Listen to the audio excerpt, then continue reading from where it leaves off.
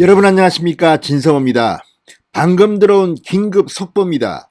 자, 장관 후보자들의 부인이 물의를 빚고 있습니다. 이번에는 노형욱 국토교통부 장관 후보자의 배우자 이야기입니다. 자, 마트에서 물건을 도둑질하다가 잡혔다는 사실이 방금 전 확인됐습니다. 자, 청와대 민정수석 나이는 지금 뭐 하는지 모르겠습니다. 자, 어제도 제가 말씀드렸지만 이 박준영 해양수산부 장관 후보자의 부인은 이 박준영 후보자가 영국에서 근무하다가 한국에 들어오면서 최소한 수천만 원대의 고급 영국 도자기 이 접시 이런 것들을 갖다가 들여와서 세금도 한 푼도 내지 않고 외교관 이삿짐으로 들여와서 경기도에 카페를 열고 이것을 불법으로 판매하다가 들켰습니다. 지금 야당은 밀수라고 비판하고 있습니다. 이런 일들이 벌어지고 있는 가운데 이번에는 장관 후보자 부인이 마트에서 도둑질하다 걸렸다는 겁니다. 자, 도대체 지금 청와대 민정은 어떻게 지금 인사 검증을 하고 있는지 모르겠습니다. 아무리 그렇지만 장관 후보의 부인이 마트에서 도둑질을 했다? 그것도 재산이 12억 9천만 원으로 지금 신고됐습니다. 이렇게 많은 재산을 가지고 있는 집 부인이 왜 도둑질을 합니까? 게다가 지금 이 노형욱 국토부 장관 후보자 이것 말고도 위장 전입에 이 세종시 아파트를 갖다가 시세 차익을 받고 팔고 실제 거주도 하지 않았다, 이런 의혹들이 막 생기고 있습니다.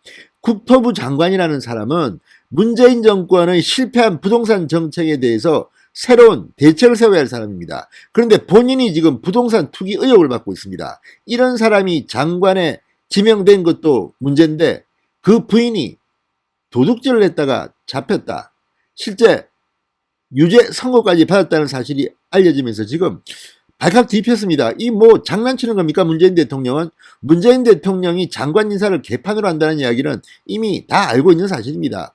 역대 어느 대통령보다도 인사청문회에서 많이 걸렸습니다. 자, 인사청문회 동의를 받지 못하고 막 임명한 사람이 역대 어느 대통령보다 많습니다. 문재인 대통령은. 이번에는 그렇게 큰 폭행도 아니었습니다. 장관 5명 바꾸는 겁니다. 총리 1명과. 그런데 문제는 이번에는 그나마 문제를 덜하게 하기 위해서 외부인보다는 이 공무원 출신들을 대거 승진시켜서 장관에 지명했는데 이 사람들이 지금 사고가 막 터지고 있습니다. 이거 어떻게 된 겁니까? 아무리 그렇지만 도둑질을 한 부인을 갖고 있는, 그것도 최근에 있었던 일입니다. 청와대는 인사검증 스크린 안 합니까? 아무튼 조국 추미애 다 장관했으니까 할 말은 없습니다만 이번에 이건 상당히 심각합니다. 진성호의 융단 폭격 시작합니다. 노형욱 국토교통부 장관 후보자를 융단 폭격합니다. 방송에 앞서 아직 진성호 방송의 구독자가 아니신 분들은 붉은색 구독 버튼 눌러주십시오. 더 좋은 방송으로 보답하겠습니다. 자, 노형욱 장관 후보자의 배우자 김모 씨가 지난해 대형마트에서 물건을 절도해서 이 벌금형을 선고받은 사실이 방금 전 확인됐습니다. 경찰청이 국회 국토교통위원회 소속 국민의힘 의원들에게 제출한 자료에 따르면 서울중앙지방법원은 2020년 5월 1일 경범죄처벌법 위반 등의 혐의로 기소된 노 후보자의 배우자 김모 씨에 대해서 벌금 20만 원형을 선고했습니다. 도둑질을 했다는 겁니다. 범일검이 징수된 날짜는 같은 달 4일로 확인된다고 방금 노컷뉴스가 단독 보도했습니다. 자, 국회에 제출된 인사청문 요청에 따르면 노형욱 후보자는 본인 명의로 서초구 반포동 아파트를 포함해 재산 12억 9천여만 원을 보유하고 있었습니다. 이렇게 재산이 많은데 도둑질을 합니까? 자, 당장 사용할 수 있는 예금만 해도 노 후보자는 6억 3천여만 원, 배우자는 5,500여만 원을 갖고 있다고 합니다. 그런데 어떻게 이런 일이 벌어질 수 있습니까? 국민의힘 측은 이미 장관급 공직자였던 후보자의 배우자가 이 같은 불미스러운 일을 행했다는 게 국민적 시각에서는 이 당혹스러울 수밖에 없다, 이렇게 비판했습니다. 장관급 공직자의 부인이 대형마트에서 절도를 했다. 이거 여러분 뭡니까? 이거 어떻게 우리가 이해해야 되겠습니까? 이런 사람이 장관이 되는 게 맞습니까? 자, 국민의힘 관계자는 국토부뿐만 아니라 타부처 장관 후보자의 배우자들 역시 불미스러운 일로 언론에 보도가 되고 있다. 청와대가 제대로 된 검증을 통해 후보자들을 지명했는지 의아할 따름이다. 방금 말씀드렸지만 박준영 해수부 장관 배우자 영국에서 외교관 이삿짐으로 들여와서 최소 수천만 원의 고급 영국 도자기 등등을 들여와서 수집품이라고 해서 들여와 놓고 세금도 한 푼 안 냈습니다. 그래 놓고 판매용 신고도 안 하고 그냥 카페에서 막 팝니다.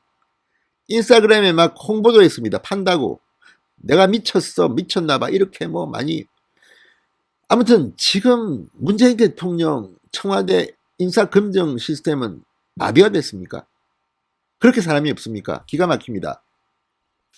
자, 노 후보자는 20년 전 부도로 어려움에 처한 장인의 사업을 돕기 위해 배우자 김 씨에게 3억 원을 빌려준 것으로도 확인됐다고 합니다.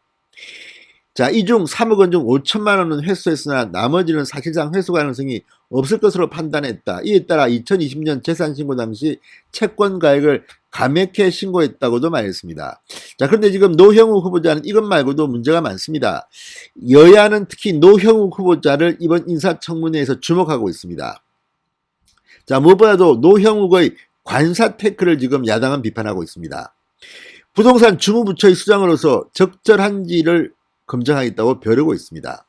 자, 이 노 후보자의 제기된 의혹 뭘까요? 자, 야권에 따르면 2011년 노형욱 후보자는 세종시 아파트를 공무원 특별 분양받습니다. 해당 아파트에 실제 거주하지 않은 것으로 지금 전해지고 있습니다.